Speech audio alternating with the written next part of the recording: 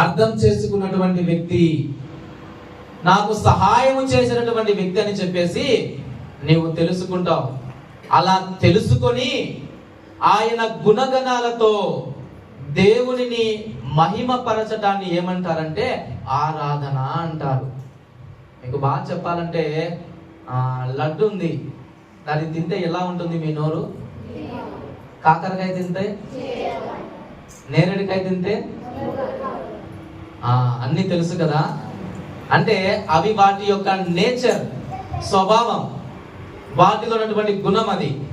అలాగే దేవుణ్ణి నీవు ఏమైతే అర్థం చేసుకున్నావో, నీవు అర్థం చేసుకున్న దానిని బట్టి దేవునిని మహిమపరచడాన్నే ఆరాధన అంటారు. అందుకే మీకు చెప్పాను, ఉన్నతమైనటువంటి సామర్థ్యాన్ని, గౌరవాన్ని ఆపాదించి ఆయనను మహిమపరచడం.